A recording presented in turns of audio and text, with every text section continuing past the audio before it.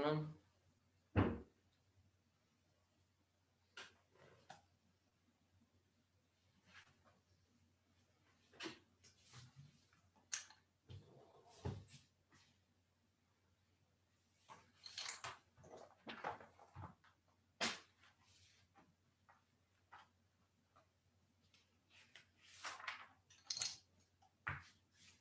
जल्दी आ जाओ भाई सब। कैसे हो भाई, पढ़ाई स्टार्ट कर दी वापस? पक्का?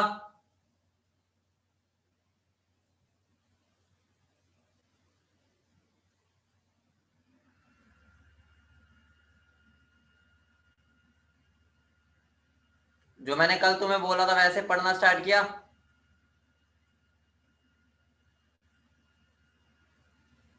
घर क्लास के बाद उन क्वेश्चन को किया दोबारा सबने? ईमानदारी से बताना भाई।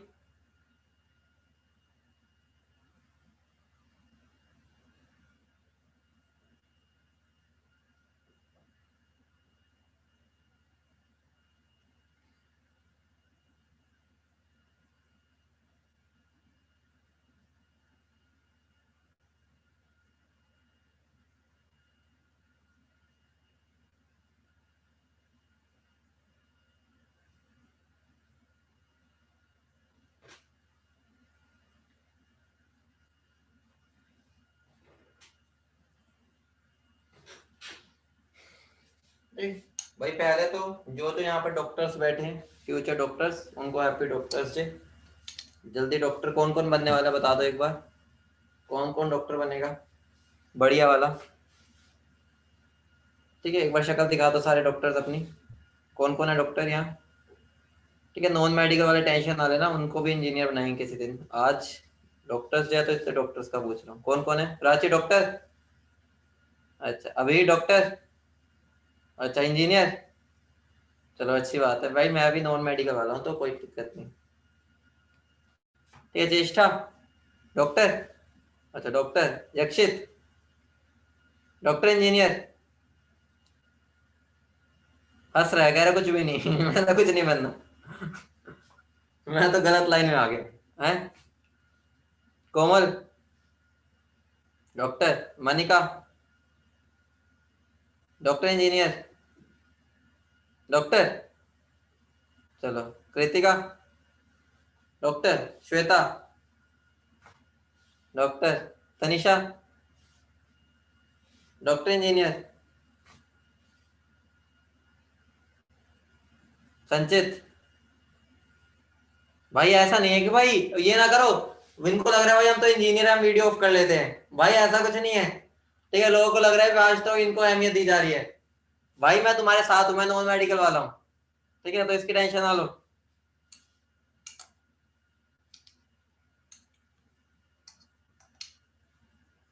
ठीक है, चलो भाई पढ़ते हैं, आगे बढ़ते हैं।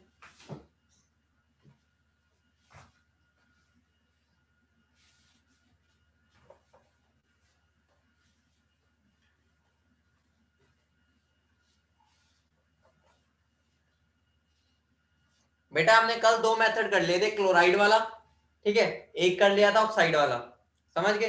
अब तीसरे पर चलते हैं। ये इतने इंपॉर्टेंट नहीं है लेकिन कंसेप्ट वही रहेगा, तो कंसेप्ट समझ लेना। ठीक है, उस पर ज्यादा ध्यान देना। हेडिंग डालो, मेटल डिस्प्लेसमेंट मेथड। ठीक है, नाम में ऐसा कुछ रखा भी नहीं हुआ, बस थोड़ा सा फ्लो बन जाता है कि हमें आइडिया है कैसे करना है।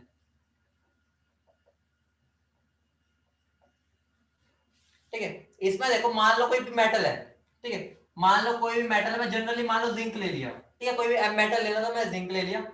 मान लो दूसरा कोई सोल्ट है, ठीक है, तो मैं जनरली कोई भी मान लो सल्फेट ले लेता हूँ। सोल्ट तो कोई भी हो सकता है, क्लोराइड भी हो सकता है, सल्फेट भी हो सकता है, सारे सोल्ट होते हैं। मैंने कोई मेटल ले लिया, ये जिंक नहीं है, बस ये ध्यान रखना।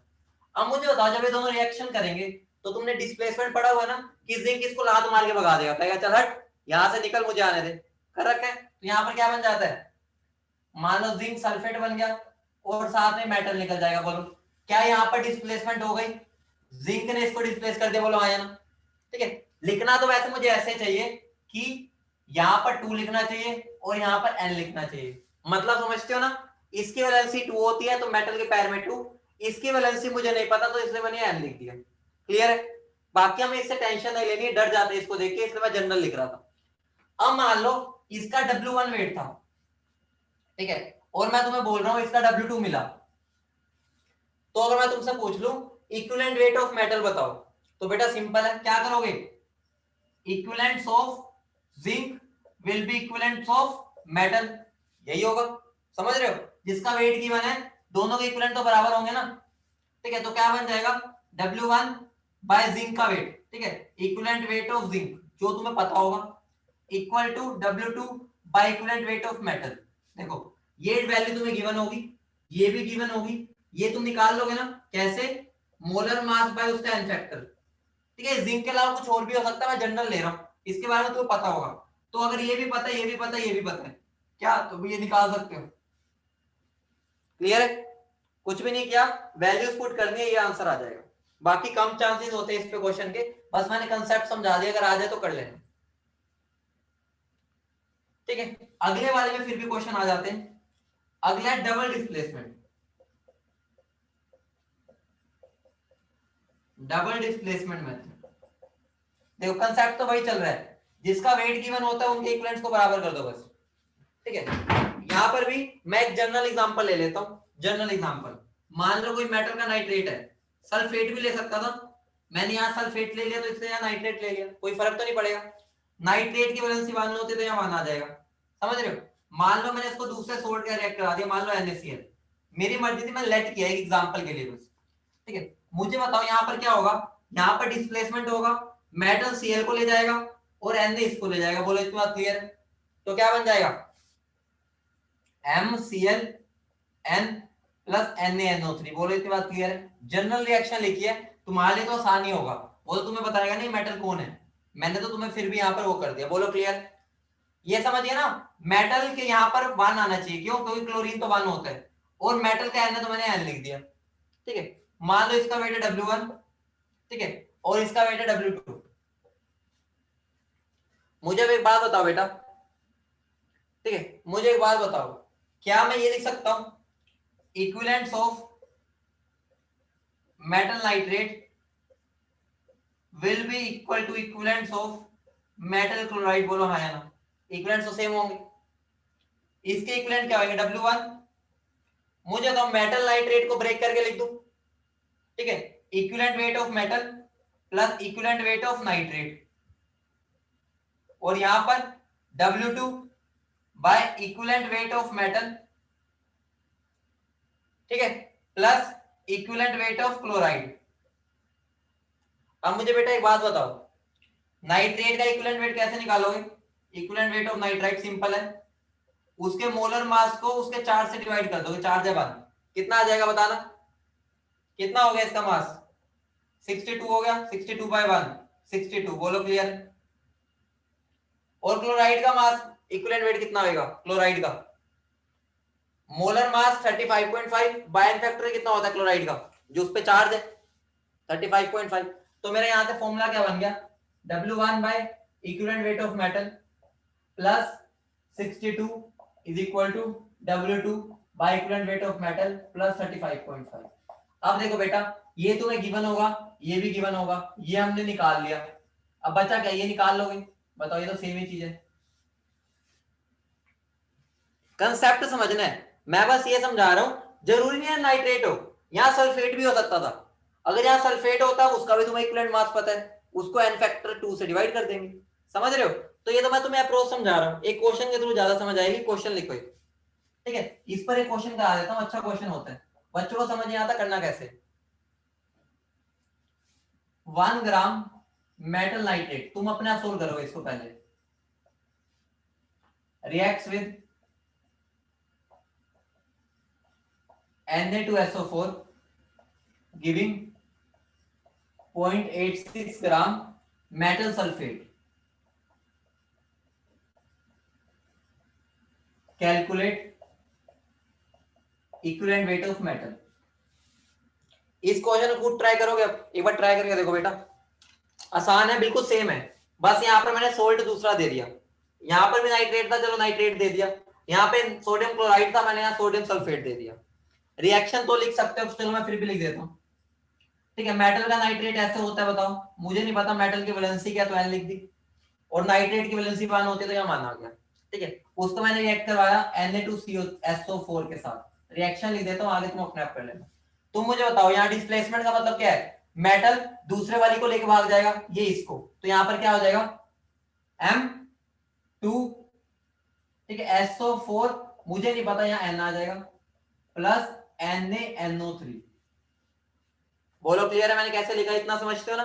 सल्फेट की वैलेंसी 2 होती है तो यहाँ 2, मेटल की नहीं पता इसलिए यहाँ N। अब इस क्वेश्चन को कर दो बस, अब मेरा रोल नहीं है इसमें, अब इसमें तुम कर सकते हो।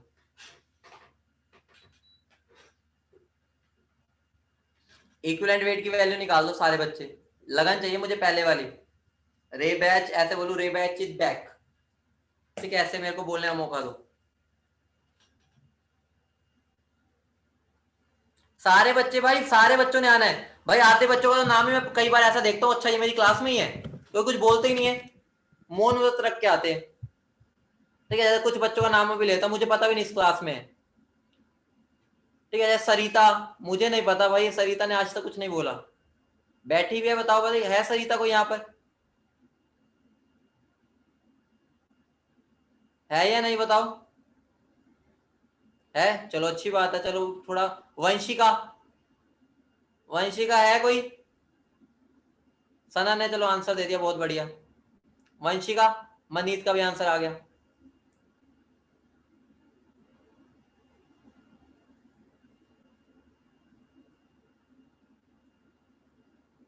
प्रिंस, प्रिंस आंसर दो भाई, प्रिंस फटाफट।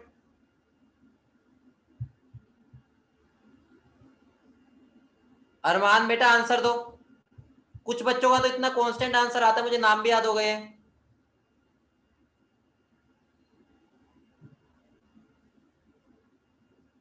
आंचल है कोई, आंचल, आंचल बेटा बताओ, समझ आ रहा है।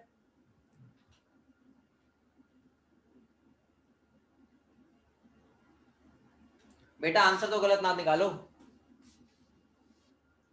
बेटा इसका आंसर 38 आएगा, वैल्यू ही तो पुट करनी है, देखो इसका कितना गिवन है 1 ग्राम, ठीक है, और मेटल सल्फेट कितना मिल रहा है 0.86 ग्राम, तो क्या हो जाएगा इसके equivalent, given mass by metal का इक्विवेलेंट वेट, नाइट्रेट का इक्विवेलेंट वेट तो अभी हमने सीखा है, which will be equal to 0.86 equivalent weight.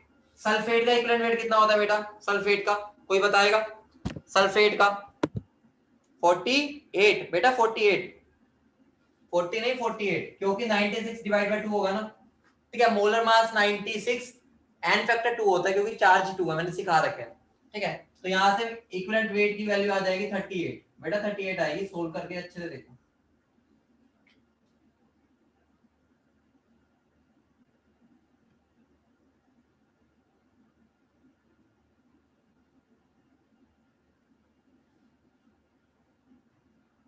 ठीक है, कर लिया, आगे बढ़े।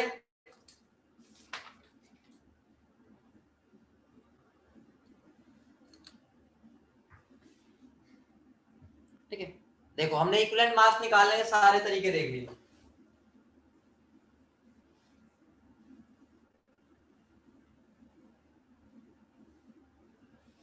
ठीक है। अगला लिखो,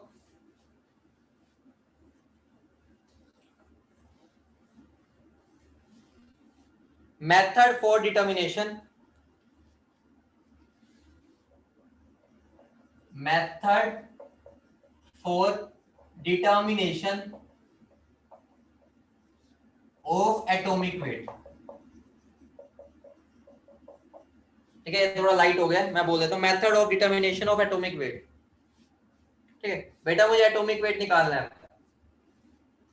तुमने एक नाम सुना होगा, पहले चैप्टर में है तुम्हारा,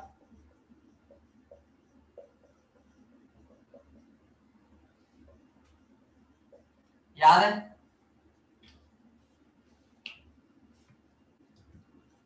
तुमने पहले चैप्टर में देखा होगा, इसका नाम सुना होगा,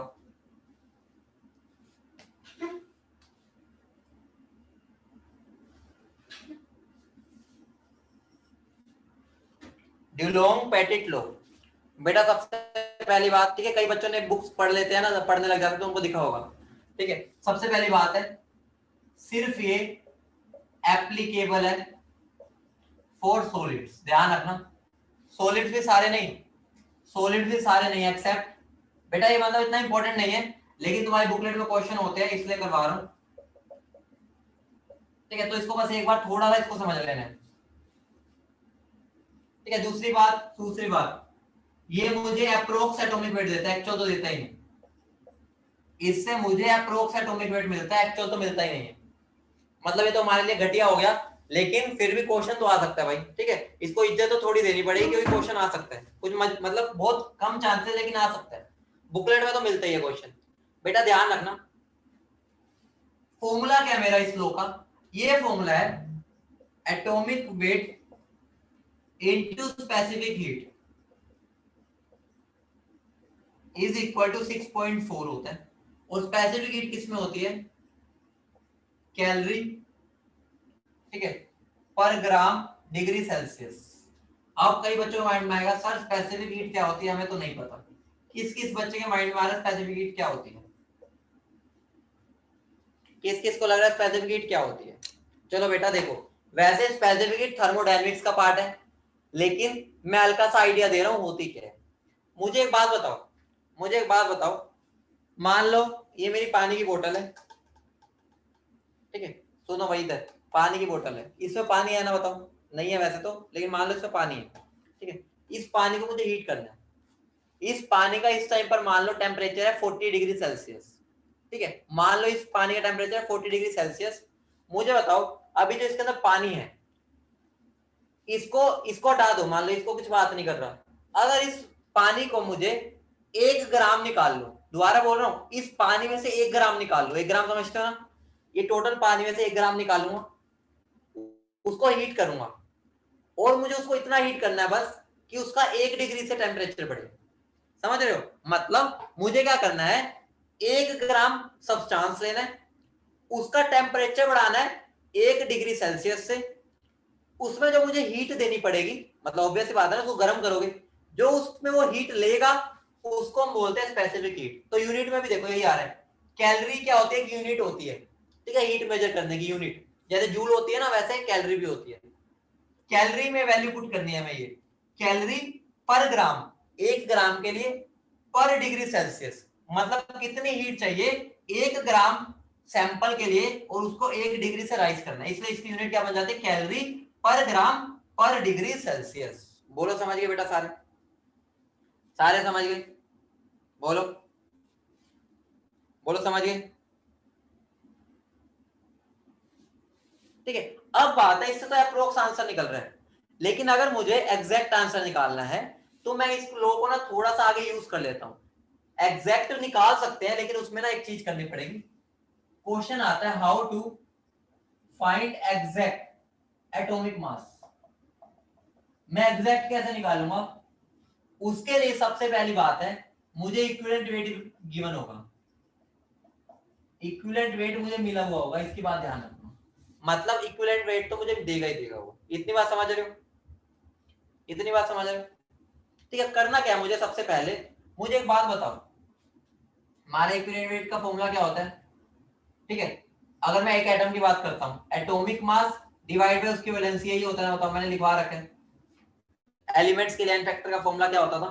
ठीक है, ये बोल सकता हूं, इक्विवेलेंट वेट क्या हो गया, molar mass by n factor होता है, और एटम्स के केस में मोलर एन फैक्टर मेरा वैलेंसी होता है, तो इक्विवेलेंट वेट क्या हो गया, एटॉमिक वेट बाय वैलेंसी। इतनी बात क्लियर है? बताओ, इतनी बात क्लियर है? तो मुझे बताओ, मैं वैलेंसी को ये लिख सकता हूं atomic weight by equivalent wait, बोलो हाँ या ना? इतनी बात क्लियर है यहां तक? अब मैं क्या करूंगा, मैं ना यहां पर फॉर्मूला लगाऊंगा, कंसेप्ट को समझ लेना, सीक्वेंस के वैलेंसी निकालने के लिए एप्रोक्स एप्रोक्स एटॉमिक मास, क्योंकि हमारा हमारा इस मेथड से तो एप्रोक्स ही निकलेगा ना, ये वाला जो आएगा ये एप्रोक्स आता है, ठीक है, मेरा एप्रोक्स आएगा।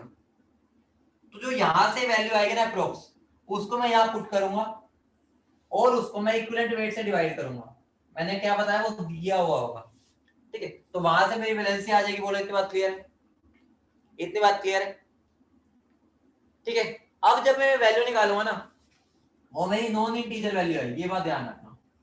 नॉन इंटीजर समझते हो ना, मतलब डेसिमल में होगी, ठीक है, ये वैल्यू जो आएगी डेसिमल में, उसको मैं क्या कर दूंगा, उसको मैं राउंड ऑफ करके इंटीजर बना दूंगा। क्या कर दूंगा, राउंड ऑफ करके इंटीजर बना दूंगा, फिर एक इंटीजर आ जाएगा। एग्जांपल भी कराऊंगा, पहले बस कांसेप्ट समझ लो।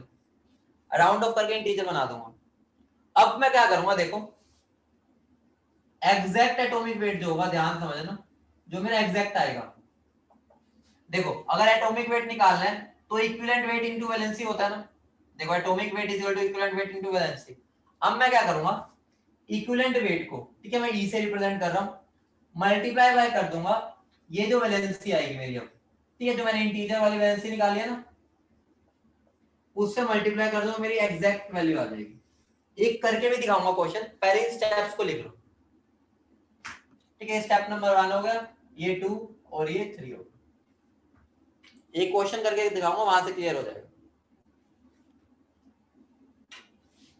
दोबारा बता रहा हूं, मतलब पेपर पॉइंट ऑफ व्यू से इंपॉर्टेंट नहीं है, लेकिन अगर पेपर में आ गया ना, जिस बच्चे ने कर नहीं रखा, वो जितना मर्जी इंटेलिजेंट हो, जितना मर्जी उसको कंसेप्ट आता हो, लेकिन वो कर ही नहीं पाएगा, उसको ये लॉ के बारे में पता ही नहीं क्या कह रहे हैं, ठीक है। लेकिन इसलिए एक बार करना जरूरी है इसको।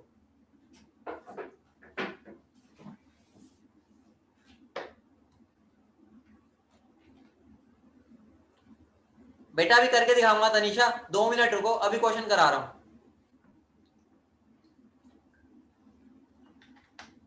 अभी तो मैंने अप्रोच सिखाई है, क्वेश्चन करके दिखाता हूं। पहले नोट कर लो, क्वेश्चन नोट कर लिया तो बताओ, मतलब क्वेश्चन कह रहा हूं, सॉरी, ये पूरा नोट कर लो तो बताओ। कर लो, फटाफट करो बेटा, सारे बच्चे एक्टिवली पार्टिसिपेट किया करो, ठीक है। कुछ बच्चों का तो भाई मुझे नाम भी नहीं पता, तो भाई ये सारे बता दिया करो। दिव्यांशी, सॉरी, दिव्यांशी प्रेजेंट, या बस ऑन करके बैठे हो। दिव्यांशी है इधर,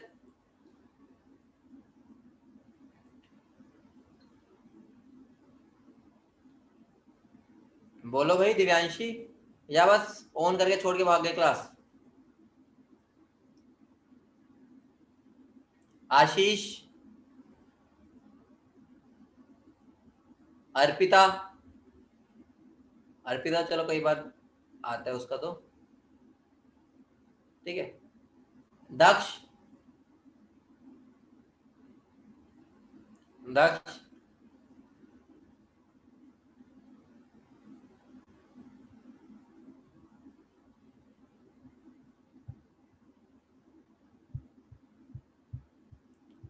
कनिष्का,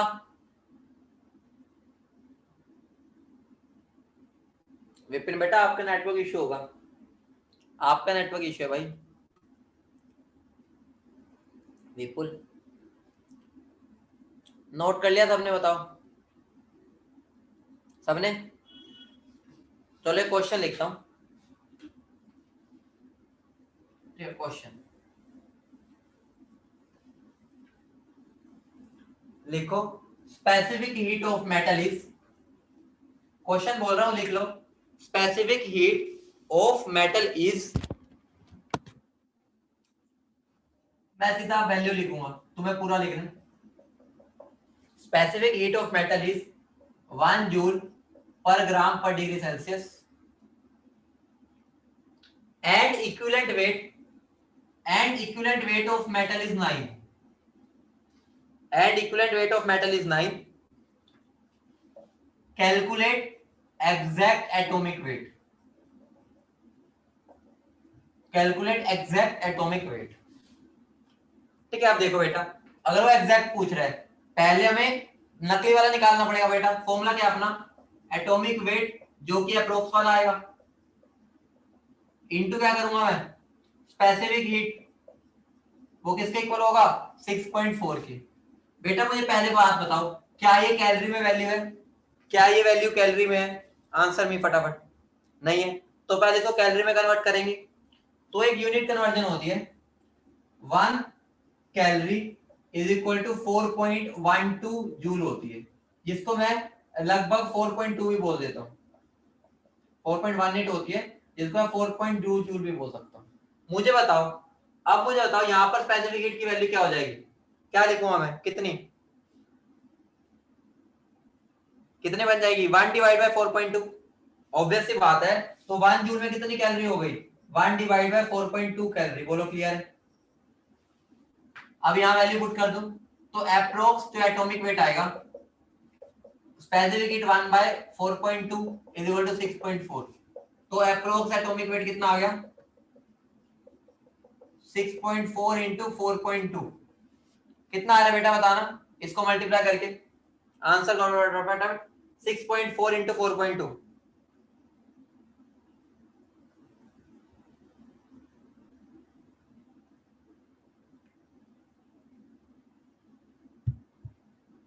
26.88। बहुत बढ़िया बच्चे। तो ये मेरा अप्रोक्स आ गया।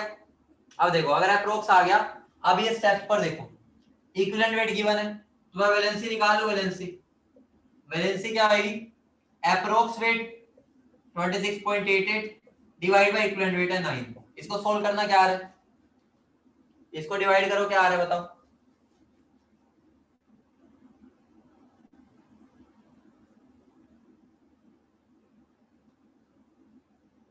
2.98 आ रहा होगा अराउंड 2.9। ठीक है 2.98 आ रहा है तो 2.9 बोल लो। अब मुझे बताओ इसको नियरेस्ट इंटीजर क्या होगा, नियरेस्ट इंटीजर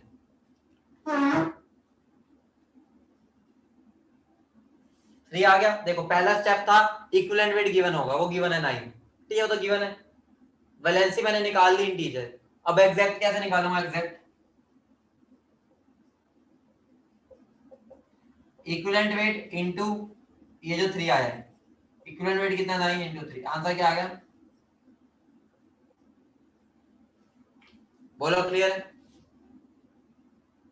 ठीक है अगर वो ग्राम बोल रहा है मतलब यहाँ यू लगा दो या ग्राम। ठीक है अगर एटॉमिक मास बोल रहे हो तो यू लग जाएगा। बोलो क्लियर है, समझ गए सब।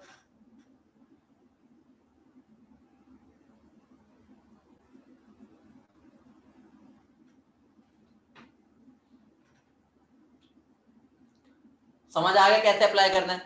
ठीक है इस पे ज्यादा मत, एक ही क्वेश्चन बहुत है समझने के लिए, बस बेसिक क्वेश्चन ही आते हैं। बस ये ध्यान रखना यूनिट यूनिट स्पेसिफिक हीट की कैलोरी लेनी होती है बस।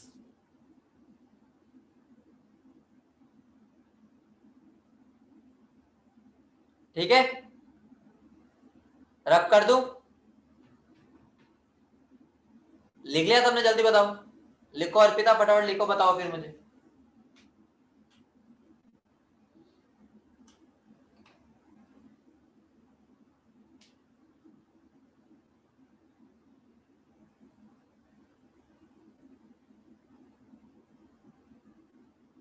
हो गया डन। प्राची लिख लिया, यक्षित, अभीर, मनिका लिख लिया, कृतिका, चलो भाई अगला मेथड लिखो volatile chloride method. Volatile chloride method बेटा वोलेटाइल का मतलब क्या होता है, जो आसानी से वेपराइज हो जाए, मतलब जिसके वेपर्स बन सके। ठीक है याद होगा तुम घर पे, तुम्हारे घर पे, ठीक है तुम्हारे घर वाले, तुम्हारी मम्मी बहन या तुम ही लड़कियां हो अगर तुम वहां पे नेल रिमूवर यूज करते हो। ठीक है होता है ना। ठीक है उसमें क्या होता है, उसको अगर हम खोल के रखते हैं वो इवेपोरेट हो जाता है, एसीटोन होता है उसमें। ठीक है तो इनडायरेक्टली वो वोलेटाइल है। वोलेटाइल मतलब जो अपने आप ही, पानी भी होता है वोलेटाइल तो उसके भी वेपर बनता है लेकिन वो इतना नहीं होता। लेकिन जो एसीटोन हो गए तो भाई खोल के बोतल वो खत्म हो जाती है। ठीक है तो ये क्या हो गया वोलेटाइल चीजें। तो हमारा अगला मेथड है वोलेटाइल क्लोराइड मेथड।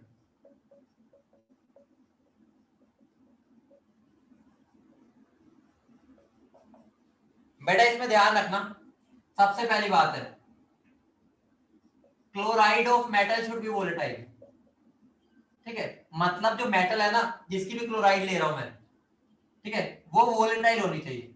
और वो वोलेटाइल ही देगा तुम्हें, तुम्हें कोई टेंशन नहीं लेनी, मैं तो बस बता रहा हूं उसमें होता क्या है। ठीक है दूसरा क्या होगा, तुम्हें गिवन क्या क्या होगा। ठीक है सबसे पहली बात है वो वेपर डेंसिटी देगा, वेपर डेंसिटी ऑफ क्लोराइड देगा वो। ठीक है वो जो क्लोराइड गिवन है उसकी वेपर डेंसिटी देगा। और दूसरा क्या देगा वो इक्विवेलेंट वेट भी देगा, इक्विवेलेंट वेट ऑफ एलिमेंट भी देगा। मतलब ये डाटा तुम्हें गिवन होगा। ठीक है अब देखो मैं एक मान लेता हूं, लेट मेटल क्लोराइड है कोई भी, उसका फॉर्मूला मैं ये लिख सकता हूं MClN, क्योंकि क्लोरीन की वैलेंसी 1 होती है तो मैं मान लगा दूं, ठीक है, और मेटल की N है तो मैंने यहाँ लिख दिया।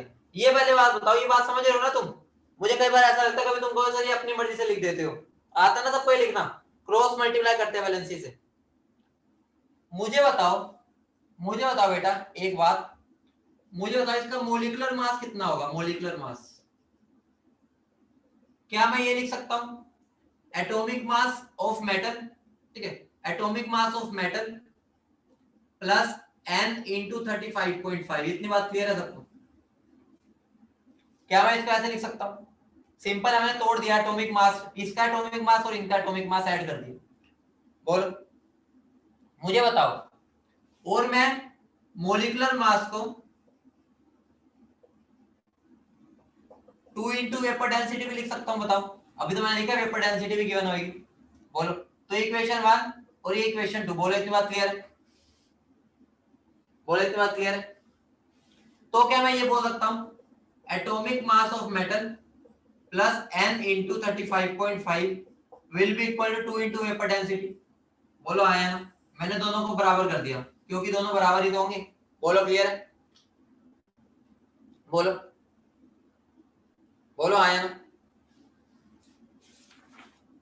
क्लियर है इतनी बात? अब मुझे एक बात बताओ, एटॉमिक मास, ठीक है, एटॉमिक मास का एक और फॉर्मूला होता है इक्विवेलेंट वेट, ठीक है, equivalent weight into n factor, बताओ हाँ या ना? ये भी लिख सकता हूं एटॉमिक मास का एक और फॉर्मूला। बोलो समझ रहे हो? बोलो क्लियर है? ठीक है, अगर तुम्हें ये क्लियर है, इन दोनों को कंपेयर करके मैं वैल्यूज निकाल सकता हूं, ठीक है। यहां पर n फैक्टर क्या होगा? n के बराबर होगा, बताओ?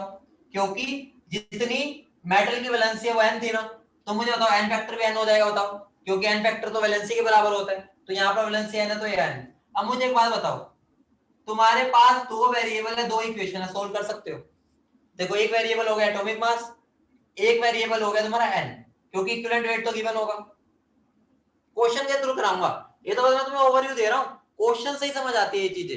क्वेश्चन कराऊंगा वहां पे थोड़ा आसान लगेगा, ये तो तुम्हें जनरलाइज होता है ना, इसलिए मुश्किल लगता है। क्वेश्चन में अप्लाई करूंगा, ये तो बस मैं ओवरव्यू दे रहा हूँ कैसे करते हैं।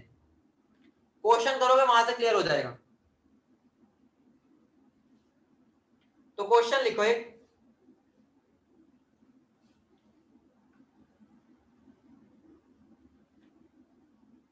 क्वेश्चन पहले इसको नोट कर लो फिर क्वेश्चन लिख लेना।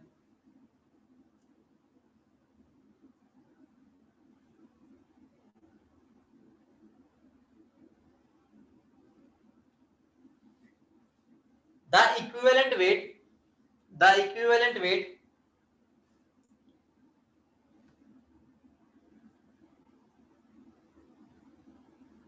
of the equivalent weight of metal is, the equivalent weight of metal is 4, the equivalent weight of metal is 4,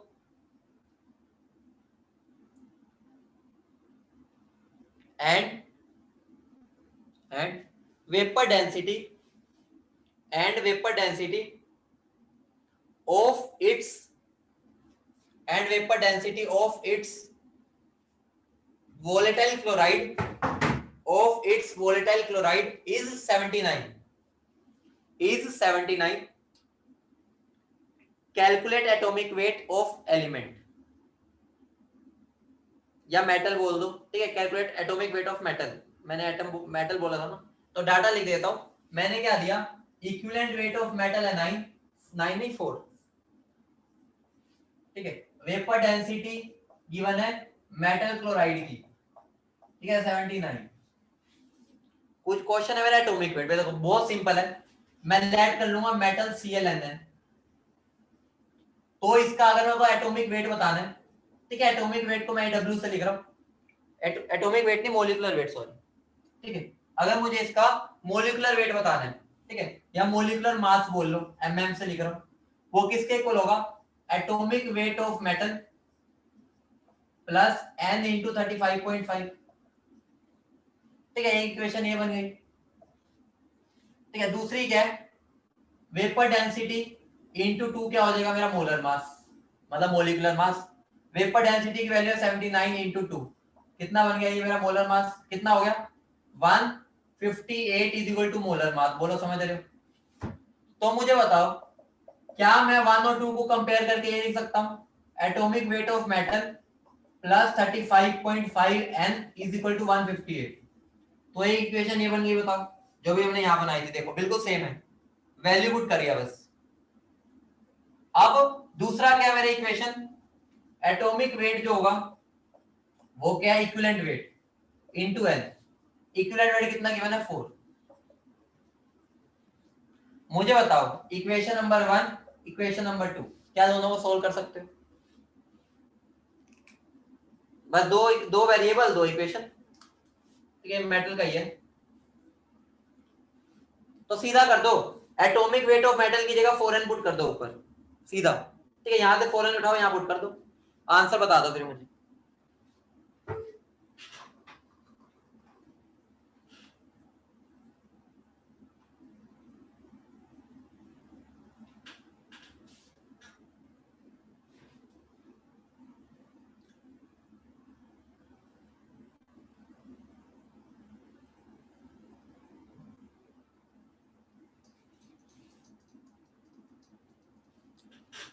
n की वैल्यू क्या आ गई, तो यहां पे सोल्व करने पे n की वैल्यू आ जाएगी 4, ठीक है, और एटॉमिक वेट आ जाएगा 16।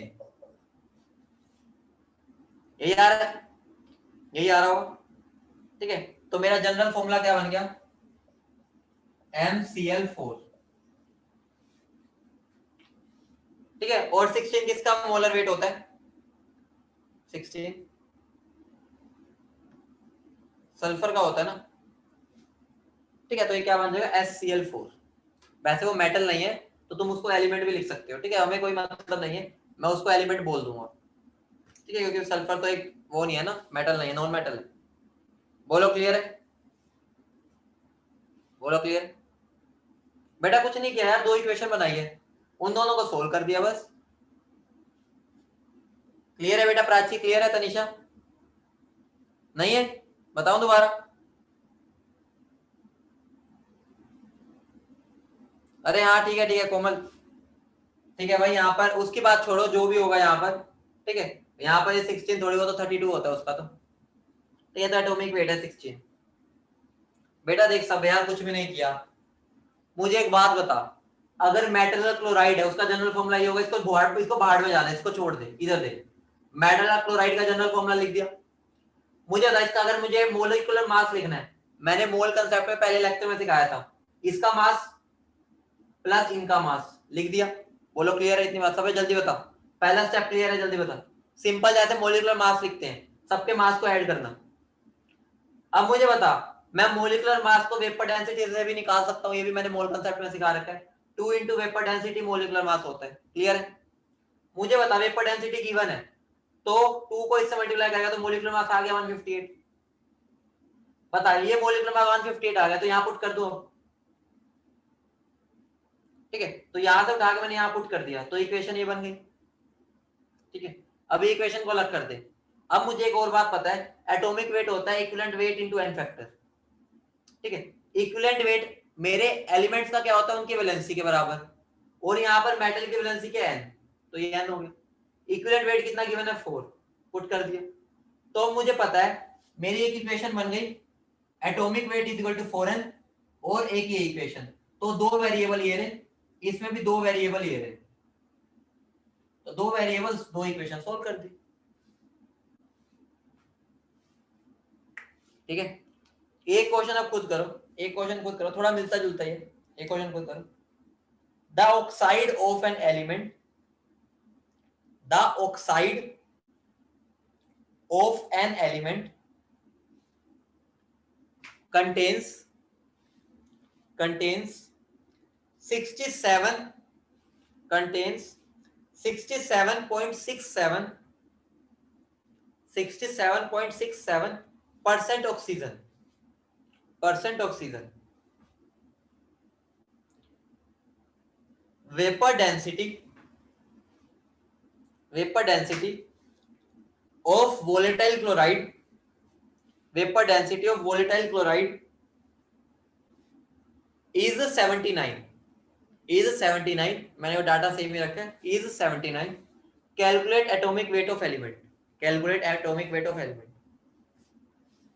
देखो पहले मेरी बात सुनो, सीधा करो मत, मेरी बात सुनो इधर। मुझे एक बात बताओ, इस क्वेश्चन और इस क्वेश्चन में क्या फर्क है? किसी को दिख रहा है? मैंने यहाँ पे तुम्हें इक्विवेलेंट वेट नहीं दिया, देख पा रहे हो? इस क्वेश्चन में तुम्हें इक्विवेलेंट वेट नहीं दिया, पिछले में मैंने दे दिया था, ठीक है। और यहाँ पर मैंने ऑक्सीजन में कुछ डाटा दिया है।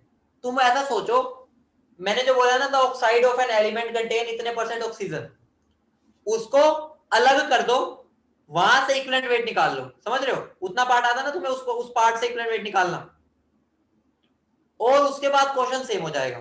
मतलब यहां पर मैंने तुम्हें इक्विवेलेंट वेट डायरेक्टली नहीं दिया, पहले मैं तुमसे निकलवाना चाह रहा हूं, उसके बाद पूरा क्वेश्चन सेम है, सारी वैल्यू सेम है यहां पर, लेकिन मैंने इक्विवेलेंट वेट डायरेक्टली तुम्हें नहीं दिया, तो तुम्हें बस इक्विवेलेंट वेट एक बार निकाल दो, उसके बाद तो सेम आ जाएगा, बाकी तो कुछ करना ही नहीं।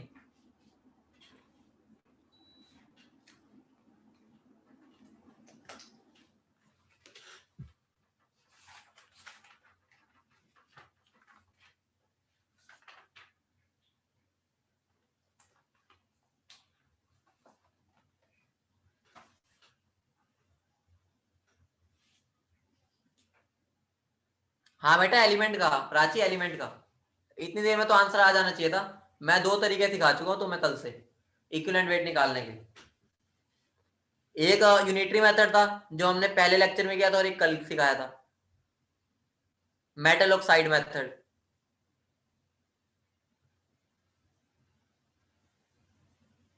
क्या करोगे तुम? लेट कर लोगे, टोटल 100 है, 100 में से 67% है मेरा ऑक्सीजन, तो बाकी क्या हो जाएगा? मेटल। कितना आ गया इक्विवेलेंट वेट?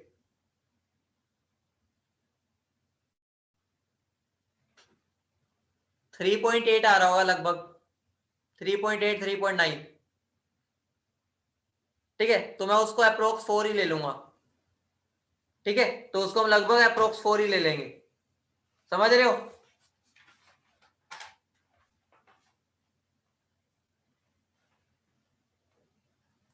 ठीक है, तो मतलब आगे का क्वेश्चन तो बिल्कुल सेम हो गया, देख रहे हो? आगे तो बिल्कुल सेम है, यहाँ पे भी इक्विवेलेंट वेट 4 ही आ गया। तो बस मैंने इसमें ये चीज सिखाई है कि इक्विवेलेंट वेट, हाँ आगे तो सेम ही है, बस इक्विवेलेंट वेट मैं तुम्हें डायरेक्टली नहीं दिया, मैंने तुम्हें ऑक्सीजन की हेल्प से निकलवा दिया, ठीक है। तो आगे करने की जरूरत नहीं है, बस इतना आगे लिख दो, same, same as previous question, उसके आगे का step.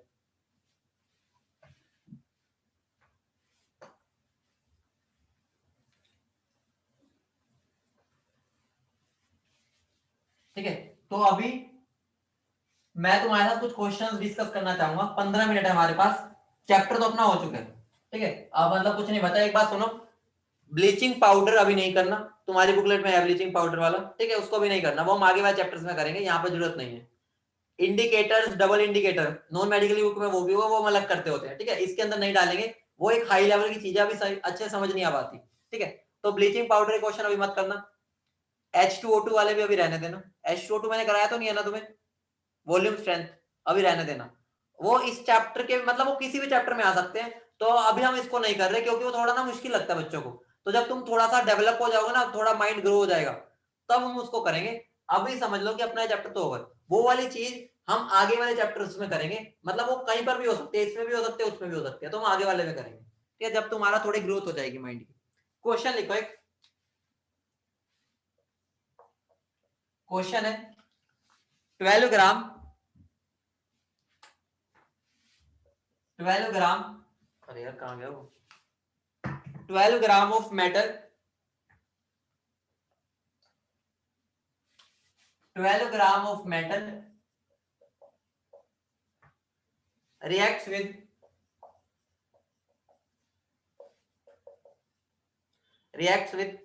dilute acid, reacts with dilute HCl लिख दो या एसिड लिख दो, कुछ भी, to displace 5.6 gram H2 at STP, calculate equivalent weight of metal,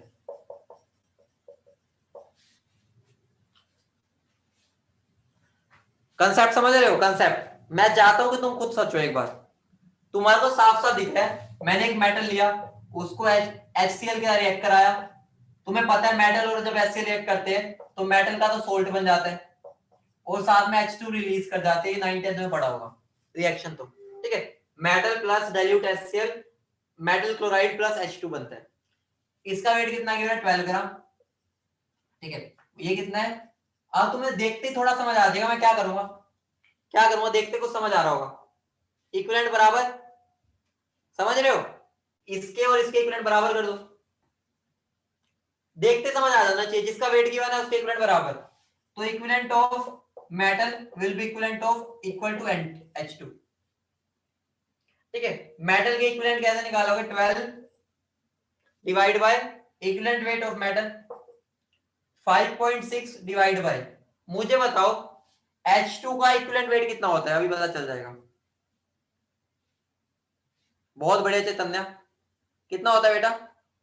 बहुत बढ़िया, n फैक्टर होता है उसका 2, तो 2 डिवाइड बाय 2 क्या हो जाता है? 1। तो इक्विवेलेंट वेट ऑफ मेटल कितना आ गया? बोलो। क्लियर है? क्लियर है? समझिए कैसे करना है, बोलो।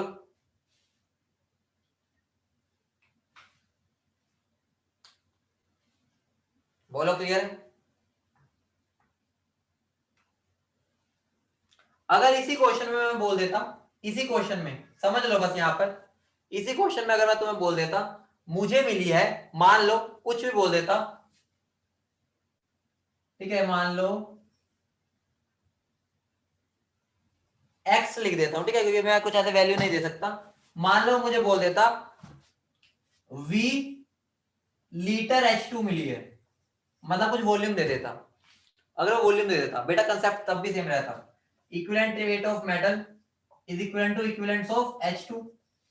इक्विवेलेंट वेट क्या हो जाता है? 12 बाय दिस।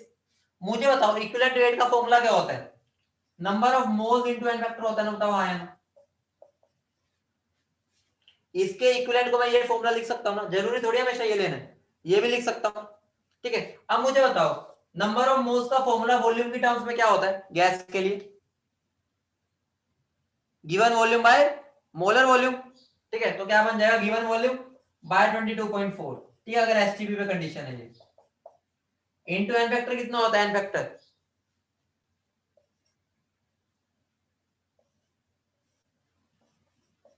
मतलब जरूरी नहीं है वो तुम्हें वेट ही दे रहा है, तो अगर तुम्हें वॉल्यूम दे देता है तो तुम भी उस तब भी कर सकते हो। क्लियर है? तो मैं तुम्हें सारी चीज समझाता जा रहा हूं, वैसे ये ना भी कराऊं कर सकते थे तुम, लेकिन मैं तुम्हें फिर भी आइडिया दे दिया। वॉल्यूम दिया तो डर नहीं जाना, वॉल्यूम से भी कंसेप्ट वही रखना है कि इक्विवेलेंट्स को बराबर कर रहे हैं।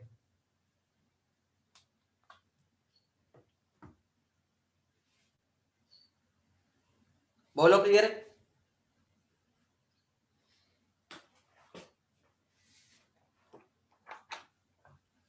बेटा मैं तुमसे कुछ बुकलेट के क्वेश्चन डिस्कस करना चाहूंगा, ठीक है, जहां पर मुझे पता है तुम्हें दिक्कत आती है, ठीक है, मैं उन क्वेश्चंस को नहीं करवा देता हूं, तुम्हारा फायदा हो जाएगा, भला हो जाएगा।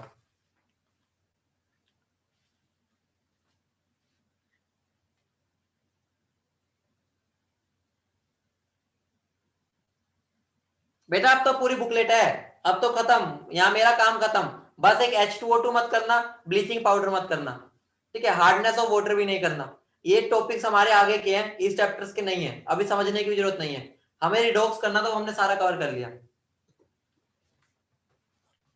ठीक है। तो मैं तुम्हें कुछ क्वेश्चंस मतलब कुछ हिंट दे देता हूँ क्वेश्चंस करने के तरीके में। जैसे मेरी बात ध्यान से सुनो, बैलेंसिंग के क्वेश्चन आते हैं ना, जैसे कोई बैलेंसिंग का क्वेश्चन आता है, ध्यान से समझना, मेरी बात सुनो। मान लो कोई भी क्वेश्चन है, मैं एक लेट ले लेता हूँ, कोई भी एग्जांपल, ठीक है, मान लो कुछ भी एग्जांपल आ गया। मैं कोई भी एग्जांपल ले रहा हूँ, बैलेंसिंग का उठा रहा हूँ ताकि तुम्हें आसानी से समझ आ जाए।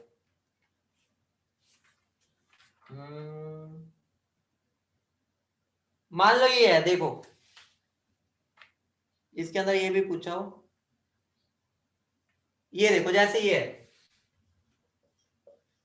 IO3 माइनस, ठीक है, क्वेश्चन नंबर ये 45 है, plus AI minus plus BH plus giving CH2O, plus di2। ठीक है यार, ये गलत मार्कर बार बार हाथ में आ जाते हैं। ठीक है, क्या लिखा हुआ है देखो, ये क्वेश्चन नंबर 45 है बेटा। यहां पर एक चीज ऑब्जर्व करो बेटा, कभी भी बैलेंसिंग का क्वेश्चन आता है ना, जब तुम बैलेंस करने लगो, जो ये एक्स्ट्रा एलिमेंट है उनको उड़ा दिया करो। क्यों? क्योंकि जब हम खुद बैलेंस करेंगे तो ये अपने आप आ जाते हैं। अगर तुम इनको लेके बैलेंसिंग करोगे ना तो आंसर नहीं आ पाता। तो पहले जैसे H प्लस हो गया, OH माइनस हो गया, तो इनको हटा दिया करो, क्योंकि जब हम बैलेंसिंग करते हैं, हम इन्हीं को यूज करते हो बैलेंस करते हैं, तो हम क्या करते हैं, हम इनको अगर लेके करते हैं ना क्वेश्चन में गड़बड़ी हो जाती है वो। तो मैं इसको नॉर्मल इक्वेशन बना लूंगा। मुझे बताओ, क्या तुमने ऐसी इक्वेशन को बैलेंस नहीं कर रखा पहले? ये इक्वेशन को बैलेंस कर रखा है ना, मैंने करवाया था। तो कभी भी क्वेश्चन करना है तो ये स्पेक्टेटर है ना, पानी हो गया, H प्लस हो गया, OH को, उनको पहले हटा दो, अपने आप बैलेंस करो उस इक्वेशन को, जैसे हमने सीखा हुआ है। वो अपने आप तुमको वाटर वगैरह दे देगा बैलेंसिंग के लिए। समझ गए? बोलो बोलो, क्लियर है? एक तो ये छोटी सी ये बात थी, बोलो क्लियर है?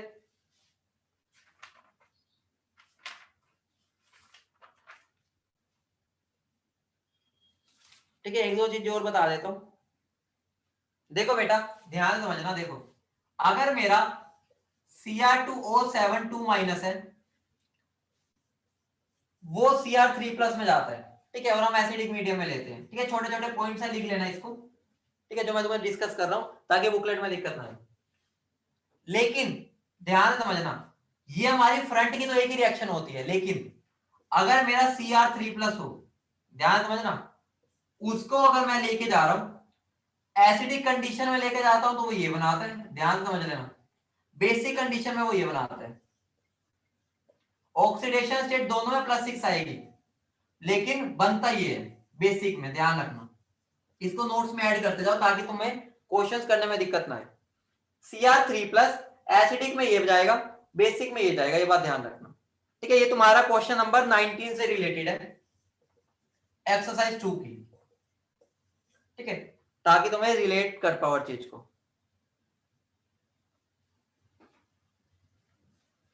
एक और चीज पर आता हूं मैं। ठीक है, ये है क्वेश्चन नंबर 55 एक्सरसाइज 2 का, क्वेश्चन नंबर 55 एक्सरसाइज 2। ठीक है, एक्सरसाइज 2 का क्वेश्चन नंबर 55 है। ठीक है, इसको ध्यान से करो, ऐसे क्वेश्चन तुम्हारे बहुत अटकते हैं। उन्होंने मुझे क्या बोला है, मेरे पास N2H4 है 1 मोल। ये बेटा ऐसे 5-6 क्वेश्चन है बुकलेट में, बच्चे अटक जाते हैं, तो मैं पहले ही करवा देता हूं। ठीक है, उसने मुझे बोला है इस मॉलिक्यूल ने 10 इलेक्ट्रॉन लूज किए, 10 इलेक्ट्रॉन लूज किए। अब बेटा ध्यान से समझना इस चीज को, सिंपल सी बात है, लेकिन तुम डर जाते हो। बेटा मैं यहाँ पे डाउट्स नहीं ले रहा, डाउट तुम्हारे डाउट डिस्कशन में होंगे, मैं यहाँ डाउट्स नहीं ले रहा, मैं तुम्हें कंसेप्ट बता रहा हूँ जहां तुम गलती करते हो। ठीक है, तुम तो डाउट बताने लग गए। ठीक है, वो डाउट क्लास तुम्हारी होती है, वहां पर लेना। देखो मुझे बताओ, यहाँ पर नाइट्रोजन की ऑक्सीडेशन स्टेट क्या है, कोई बताएगा? जल्दी बताओ, टाइम कम है, जल्दी बताओ। नाइट्रोजन की ऑक्सीडेशन स्टेट 2x + 4 = 0, तो x = -2। बेटा -2 2 क्यों बोल रहे हो? ऑक्सीडेशन स्टेट में साइन लगाते हैं। मुझे बताओ, मैं बता रहा हूं एक नाइट्रोजन की -2 है, तो मतलब दोनों नाइट्रोजन की -2 होगी। समझ रहे हो? मतलब एक की मैंने निकाली है ना, तो दूसरे की भी -2 ही होगी ना। समझ रहे हो? अब दोनों ने मिला के 10 लूज किए, दोनों ने मिला के, क्योंकि हाइड्रोजन की तो चेंज नहीं होती, हमने पढ़ाई नहीं, बहुत कम होती है। मुझे बताओ, दोनों ने अगर मिला के 10 लूज किया तो एक ने कितने किए होंगे? अगर दो ने 10 लूज किए तो एक ने 5 किए होंगे। क्लियर है अभी? ठीक है, 5 किए होंगे। अगर एक ने 5 किया, मुझे बताओ -2 से अगर मैं 5 इलेक्ट्रॉन लूज करता हूं, कहां पहुंचूंगा? -2 से 1 इलेक्ट्रॉन लूज करूंगा -1, एक और इलेक्ट्रॉन लूज करूंगा 0, एक और लूज करूंगा +1, एक और लूज करूंगा +2, एक और लूज करूंगा प्लस, कितने हो गए? तो मैं क्या बोल सकता हूँ, -2 से कितने आ जाएगा? +3 में। क्लियर है बेटा? कैसे अप्रोच करना समझ गए? ठीक है, बोलो फटाफट। ठीक है, एक आधा और डिस्कस कर लेता हूँ, फिर अपने आप करना। ठीक है, तुम्हारी डाउट अपने वो तो डाउट्स ले लेना। ठीक है, जहां पर तुम्हें दिक्कत होती है वो बता रहा हूँ। अब जैसे ये क्वेश्चन है, क्वेश्चन नंबर 37 है, एक्सरसाइज 1 का ही है। क्वेश्चन में क्या बोला हुआ है, मैंने Cr2O7 को रिड्यूस किया 1 मोल को, 1 मोल को। मेरा क्वेश्चन है कितने इलेक्ट्रॉन इसमें इन्वॉल्व होंगे,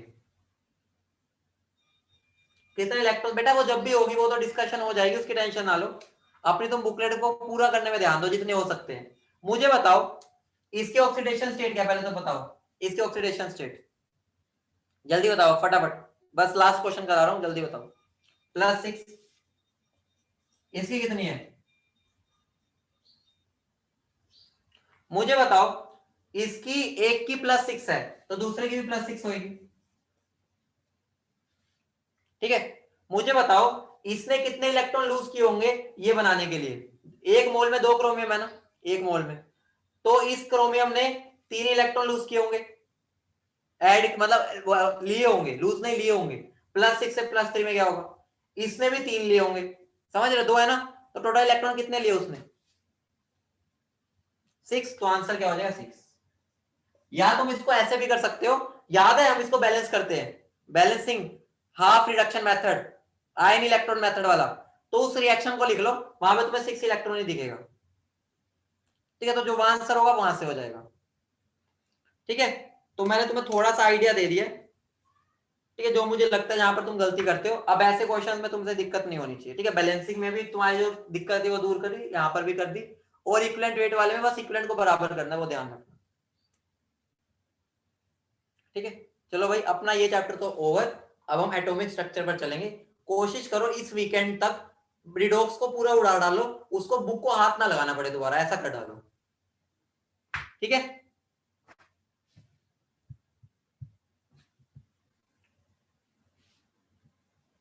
चलो भाई ठीक है, ऑल द बेस्ट भाई, अच्छे से पढ़ो बेटा, कोशिश तो करो जल्दी से जल्दी, लेकिन मैक्सिमम रखो कि वीकेंड से पहले, मतलब मंडे तक ना पहुंचे रिडॉक्स की बुकलेट। कोशिश तो करो आजकल में हो जाए, लेकिन मैं फिर भी तुम्हें मंडे तक ना पहुंचाना, मतलब वीकेंड आ रहा है ना, उसमें टेस्ट भी नहीं है तुम्हारा, तो ऐसा हो जाए रिडॉक्स का एक भी क्वेश्चन ना बचे।